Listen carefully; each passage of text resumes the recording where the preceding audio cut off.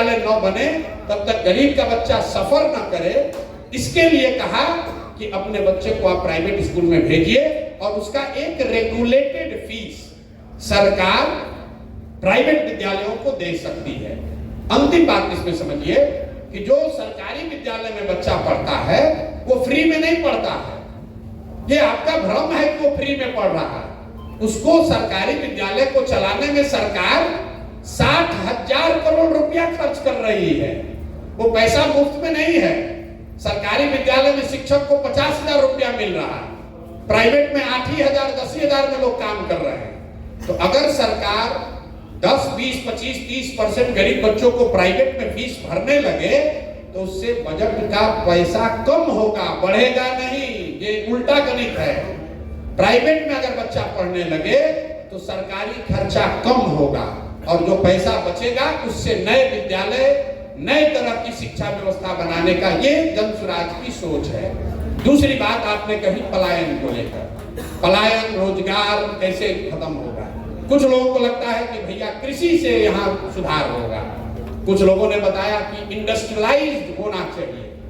तो अगर आप पहले रोजगार को समझना चाहते हैं तो सबसे पहले समझिए कि रोजगार के सृजन के कितने अवसर हैं। पूरी जो इकोनॉमी है, अर्थव्यवस्था है, उसके 3 स्तंभ हैं। आप लोगों में से कुछ लोग इकोनॉमिक्स को समझते होंगे। तो एक है एग्रीकल्चर, दूसरा है मैन्युफैक्चरिंग और तीसरा है सर्विस सेक्टर। खेती आप समझ रहे हैं, मैन्युफैक्चरिंग मतलब छोटा बड़ा सब उद्योग, और सर्विस सेक्टर मतलब जो डॉक्टर साहब कर रहे हैं, जो होटल में आप आके बैठे हैं, गाड़ी चल रही है, ये सब सर्विस सेक्टर है।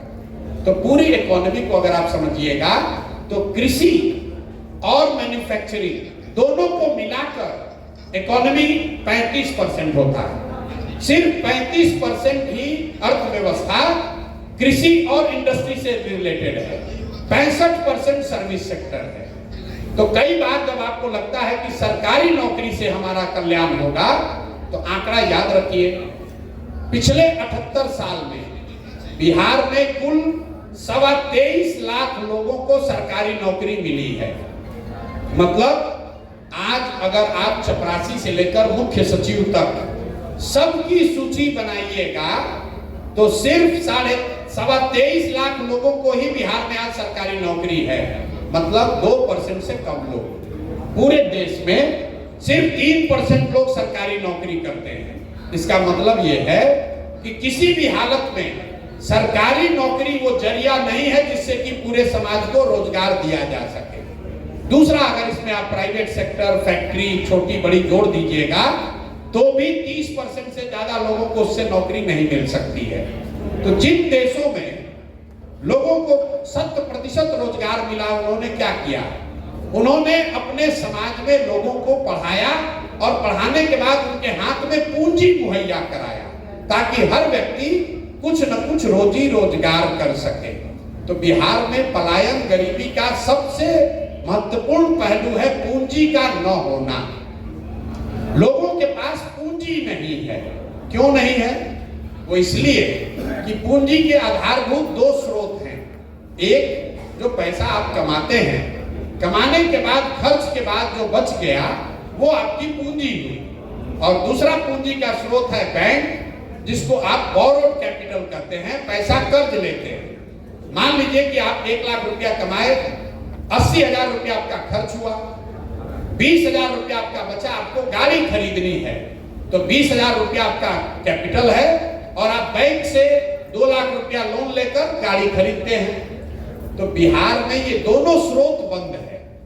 यहां पर प्रति व्यक्ति आय, बिहार में प्रति व्यक्ति आय करीब करीब है 34,000 रुपया सालाना। इसका मतलब है कि यहां पर 100 में 80% लोग दिन में 100 रुपया भी नहीं कमाते हैं। इसको ध्यान रखिए, बिहार में रहने वाला 100 में 80 आदमी दिन में 100 रुपया भी नहीं कमाता। कोई ज्ञानी आदमी खड़ा होकर कहेगा कि 300 रुपया तो मजदूरी है, 100 रुपया कैसे नहीं कमाएगा? इसलिए नहीं कमाएगा कि एक आदमी घर में मजदूरी करता है, पत्नी बाल बच्चा मिलाकर 5 आदमी है तो प्रति व्यक्ति 60 रुपया हुआ, और उसको भी अगर 15 दिन रोजगार मजदूरी मिली तो प्रति व्यक्ति 30 रुपया हुआ। कहने का मतलब यह है कि सरकारी आंकड़ा बता रहा है कि 100 में 80 लोग हर दिन 100 रुपया भी नहीं कमाते हैं। तो जो साइंस बताता है कि जब आपकी आमदनी इतनी कम हो तो 90% से ज्यादा पैसा आप सिर्फ सर्वाइवल के लिए खर्च करते हैं, मतलब पेट भरने के लिए और दवा दारू के लिए और बेसिक कपड़ा खरीदने के लिए। पूंजी का तो सवाल ही नहीं है। दूसरा पूंजी यहाँ इसलिए नहीं है कि यहाँ पर बैंक आपको कर्ज नहीं देते हैं। ये आरबीआई एक आंकड़ा जारी करता है जो ये दिखाता है कि कितनी पूंजी की उपलब्धता है। इसको कहते हैं सीडी रेशियो। आप लोग प्रबुद्ध हैं तो उसको ध्यान से सीखिए, समझिए। बिहार में कोई इसकी चर्चा करेगा नहीं। आरबीआई एक आंकड़ा जारी करता है जिसको कहते हैं सीडी रेशियो, जो ये बताता है कि समाज में पूंजी कितना उपलब्ध है। देश में कानून है एक तरह से कि बैंकों को जितना पैसा मिलता है, जितना पैसा हम और आप बैंक में जमा करते हैं, बैंकों की ये वैधानिक जिम्मेवारी है कि कम से कम 70% पैसा वापस वो समाज को पूंजी के तौर पर, कैपिटल के तौर पर दें। और ये आंकड़ा हर 15 दिन पर जारी होता है आरबीआई से। देश में आज सीडी रेशियो है 74%, 74%। मतलब पूरे देश के लोगों ने बैंकों में अगर 100 रुपया जमा किया तो 74 रुपया बैंकों ने वापस ऋण के तौर पर दिया, आपको घर बनाने के लिए, गाड़ी खरीदने के लिए, पढ़ाई के लिए, खेती के लिए, बिजनेस के लिए। बिहार में ये रेशियो कितना है? बिहार में 1990 से लेकर पिछले वर्ष तक सीडी रेशियो है 40%। मतलब यहाँ के लोग अगर 100 रुपया बैंक में जमा करते हैं तो 40 रुपया ही बैंक वापस देता है। इसका नतीजा क्या हुआ? पिछले वित्तीय वर्ष में बिहार की गरीब जनता ने, आपने, हमने कुल 4,21,000 करोड़ रुपया बैंकों में जमा किया है। बैंकों में हमने आपने मिलकर जमा किया 4,21,000 करोड़ रुपया। 70% सीडी रेशियो के हिसाब से करीब करीब 2,90,000 करोड़ रुपया चाहिए था रोजी रोजगार के लिए, बिजनेस के लिए, घर के लिए, गाड़ी के लिए। मिला कितना? 1,61,000 करोड़। ये मेरा आंकड़ा नहीं है, आरबीआई का आंकड़ा है। जाइएगा, अभी यूट्यूब पर दिखेगा। बाकी पैसा कहां गया? बाकी पैसा बैंकों ने बिहार से ट्रांसफर कर दिया गुजरात में, कर्नाटक में, आंध्र प्रदेश में, तेलंगाना में, केरल में, तमिलनाडु में। उन राज्यों में सीडी रेशियो कितना है? 94, 95, 100, 105। मतलब अगर गुजरात में या आंध्र प्रदेश में लोगों ने 100 रुपया जमा किया तो 95 रुपया उनको ऋण के तौर पर वापस मिला। तो जन सुराज की सोच ये है कि पूंजी की उपलब्धता के लिए सीडी रेशियो को अगर सुधार दिया जाए तो हर साल बिहार में लोगों के पास करीब करीब 2.5 लाख करोड़ रुपया अलग से, 2.5 लाख करोड़ रुपया अलग से लोगों के पास उपलब्ध होगा, जिससे लोग घर बनाएंगे, बिजनेस करेंगे, खेती करेंगे और उससे स्वरोजगार पैदा होगा। एक लाइन में हम लोग कहते हैं कि पूंजी के पलायन को रोककर बुद्धि के पलायन को रोका जा सकता है। और जिस दिन पूंजी और बुद्धि का पलायन रोका गया उस दिन श्रम का पलायन अपने आप रुक जाएगा। बिना पूंजी के कुछ नहीं हो सकता है। और ऐसा नहीं है कि आप कहिएगा कि आप ही को ज्ञान है, दूसरे को कैसे नहीं पता है। देश के स्तर पर सीडी रेशियो को देखने के लिए प्रधानमंत्री के चेयरमैनशिप में कमेटी होती है जो कि इस बात का नियंत्रण रखता है कि बैंक 70% पैसा वापस दे रहा है कि नहीं दे रहा है। राज्य के स्तर पर कमेटी का चेयरमैन मुख्यमंत्री स्वयं होता है, लेकिन जैसे यहाँ दरोगा मुख्यमंत्री की बात नहीं सुन रहा है, जैसे यहाँ का सीओ, बीडीओ, डॉक्टर, शिक्षक नहीं बात सुन रहा है, वैसे बैंकर भी नहीं सुन रहा है। और दूसरी बात है अज्ञानता। कोई भी नेता यहाँ फिनांस मिनिस्टर से जाकर पूछिएगा, भैया प्रशांत किशोर कह रहा है कि पिछले 35 वर्ष में यहाँ के बैंकों ने 26 लाख करोड़ रुपया ट्रांसफर किया है दूसरे राज्य में, तो कहेगा ये कौन बात है भाई, कौन नया बात बताने लगे, ये कौन नया घोटाला हो गया। यहाँ के फिनांस मिनिस्टर को भी कितनी जानकारी है इसके बारे में कोई नहीं जानता। जो पत्रकार है वो भी नहीं पूछ रहा है कि भाई सीडी रेशियो क्यों खराब है। आप लोग इतने प्रबुद्ध लोग हैं, आपने किसी नेता को बिहार में सीडी रेशियो पर बात करते हुए नहीं देखा था। 2 बरस से हम बोल रहे हैं। इस बार बीपीएससी के प्रीलिम्स में यह सवाल आया था कि सीडी रेशियो का मतलब क्या है। इतनी अज्ञानता है कि जो पैसा हम लोग का है, आप टाटा बिरला आएंगे, पैसा लगाएंगे, फैक्ट्री लगाएंगे, शुगर फैक्ट्री बनेगा, पेपर मिल चलेगा, वो अलग कहानी है। उससे बिहार का रोजगार खत्म नहीं, बेरोजगारी खत्म नहीं होगा। बेरोजगारी खत्म तब होगा जब घर घर लोगों के पास पूंजी की उपलब्धता होगी। हर व्यक्ति कुछ न कुछ छोटा मोटा रोजी रोजगार कर पाएगा। तो पूंजी की उपलब्धता एक बड़ा तरीका है जिससे कि यहाँ का बेरोजगारी को खत्म किया जा सकता है। 2 और बात बेरोजगारी और पलायन के लिए हम लोग कह रहे हैं कि मनरेगा को कृषि से जोड़ा जाएगा। कुछ लोगों ने किसान संबंधित भी सवाल पूछे हैं। तो किसानी को सुधारने के लिए और कृषि आधारित मजदूरों का पलायन रोकने के लिए जन सुराज कह रहा है कि मनरेगा को कृषि से जोड़ दो। मतलब क्या हुआ कि जो भी किसान अपनी जमीन पर नगदी की खेती करना चाहता है, नगदी की फसल का, कैश क्रॉप का खेती करना चाहता है, उसको मनरेगा का मजदूर मुफ्त में दे दिया जाए।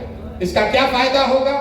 इसका फायदा ये होगा कि धान गेहूं की खेती करने के बजाय लोग नकदी फसलों की खेती करेंगे, जिससे कि प्रति एकड़ उनकी आय बढ़ सकती है।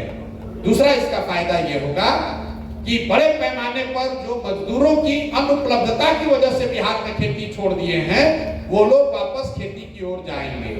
तीसरा सबसे बड़ा फायदा ये है कि जो किसान, जो मजदूर पंजाब और हरियाणा के खेतों में जाकर काम कर रहे हैं, वो बिहार के खेतों में काम कर पाएंगे। और चौथा बड़ा फायदा ये होगा कि मनरेगा का जो पैसा हम लोग दिल्ली में सरेंडर कर रहे हैं, पिछले साल बिहार सरकार ने मनरेगा का सिर्फ 40% पैसा यूटिलाइज किया। 10,000 करोड़ रुपया दिल्ली से मिल सकता था, तो 4,000 करोड़ रुपया आया, क्योंकि उसको खपाने का कोई जगह ही नहीं है। तो वो पूरा पैसा यहाँ इस्तेमाल होगा, मनरेगा की चोरी रुकेगी और कृषि आधारित मजदूर पंजाब हरियाणा में जाकर खेती में काम करने के बजाय बिहार के खेतों में काम करेंगे और उससे खेती की प्रोडक्टिविटी को सुधारने में मौका मिलेगा। तीसरा और अंतिम बात, रोजगार के लिए Jan Suraaj interest subvention scheme की बात कर रहा है। हम लोग कहते हैं कि आपको 4% ब्याज पर लोन मिलेगा। इस बात को समझिए। योजना गरीबी हटाओ योजना नहीं चलाना है, क्योंकि पूरे दुनिया की स्टडी ये कहती है कि जब सरकारी योजना से आपको पैसा मिलता है, उससे आपकी तरक्की नहीं होती है। लेकिन अब जब आप कर्ज लेकर काम करते हैं तो अकाउंटेबिलिटी रहती है, आपकी तरक्की उसमें होती है। तो इसलिए हम लोग कह रहे हैं कि तीसरा लीवर ये है यहाँ बेरोजगारी खत्म करने का, कि सरकारी गारंटी पर महिलाओं को कम से कम 1 लाख रुपया ऋण के तौर पर दिया जाए बैंक से, जिसका 4% सालाना ब्याज महिलाएं या लोन लेने वाला दे और 6% ब्याज का राशि सरकार भरे। इससे क्या होगा? सिर्फ 6,000, मान लीजिए 1 लाख करोड़ रुपया का लोन लिया गया परिवार में बांटने के लिए, तो सरकार पर खर्चा सिर्फ आएगा 6,000 करोड़ रुपया, जो उस ऋण का ब्याज होगा। तो 6,000 करोड़ रुपया अगर बजट में खर्च किया जाए तो 1 लाख करोड़ रुपया से का इस्तेमाल लोगों के हाथ में आ जाएगा। तो ये 3 बातें हम लोग कह रहे हैं। सीडी रेशियो सुधार कर कम से कम 2 से 2.5 लाख करोड़ रुपया एक्स्ट्रा इन्वेस्ट कराया जाए। दूसरा, मनरेगा को खेती से जोड़ा जाए। और तीसरा, हर वो परिवार जो छोटा मोटा रोजी रोजगार करना चाहता है, उसको 4% सालाना ब्याज पर कर्ज मुहैया कराया जाए, ताकि हर युवा, हर लड़का, हर महिला कुछ न कुछ रोजी रोजगार कर सके। तो शिक्षा और रोजगार को लेकर ये जन सुराज की सोच है। और दुनिया में जितने भी लोगों को मैं जानता हूं जो डेवलपमेंटल इकोनॉमिस्ट हैं, जो इन विषयों को समझते हैं, उनमें से कई लोग जो बिहार के हैं, आप जानते हैं रघुराम राजन बहुत बड़े इकोनॉमिस्ट हैं। आपको नहीं मालूम है कि उनसे भी बड़े इकोनॉमिस्ट का नाम प्राची मिश्रा है, जो बिहार